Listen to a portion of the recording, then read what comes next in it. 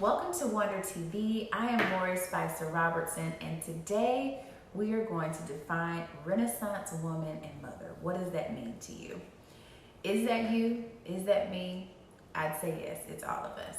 So I think the term came to me years ago when I was having a conversation with friends and we were comparing ourselves, already doing something wrong, right? We were comparing ourselves to our mothers and our grandmothers because they cooked, they cleaned, they worked, they had multiple children and multiples in the tune of like 5 or 7 kids, and they still seemed to manage through the day.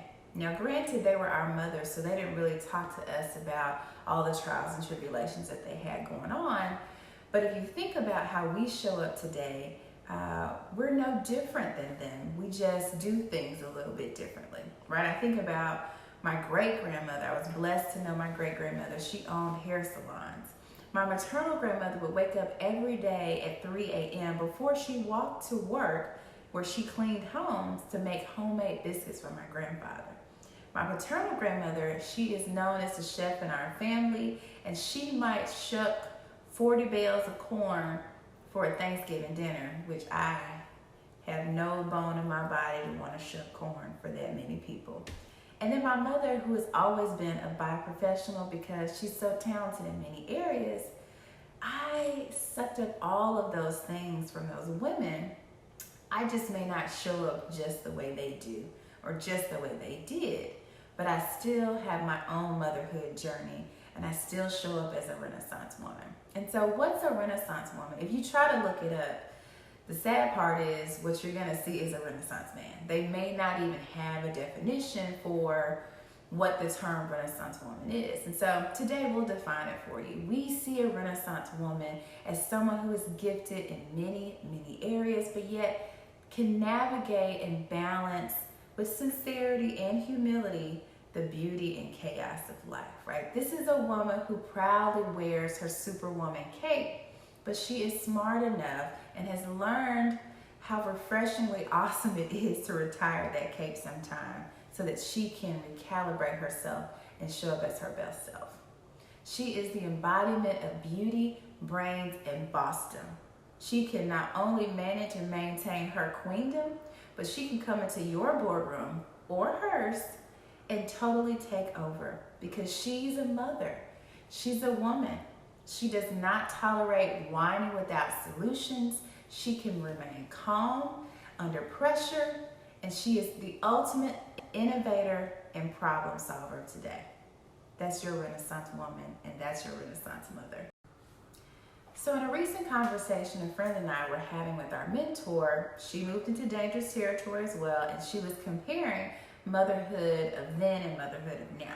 And she shared with us that she just was so proud of us. Like, she was excited that we had the opportunity to work exciting jobs in leadership roles, although demanding, and still maintain our household and be great parents. Because she felt in her day, she didn't have the opportunity, that she had to choose between motherhood or a great job. And so as I thought about that conversation, I thought, the choice is really in partnership. The reason I am able to do that is because I've been blessed to have a great partner that, when cycles of life and busyness happen, we pick up where the other one falls off. But I think that's also the beauty of being a Renaissance woman and mother, is making sure you can optimize your life the best way you can, right? How do I become more efficient in making this life thing work? And so some of that includes figuring out where there are places or where there are gaps and who can fill those. So the mother of today, she might not run herself ragged. She might find an activity shuttler, someone who's going to pick her kids up and take them from soccer to basketball to chess to tutoring to wherever they have to go. She might find a meal prep person, someone who is a housekeeper or cleaner that's going to keep their house in order. And she may find that she needs to have time and have a conversation where she has to advocate with herself, for herself with her husband, and say, I need this time to just sit and read a book. Can we do that?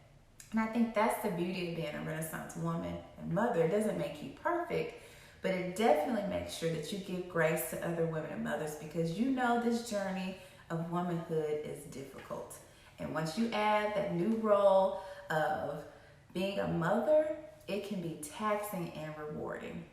And so the cool thing about being a Renaissance woman is, despite your uncanny ability to juggle all of life's demands or to still be trying to figure that out, you're not perfect.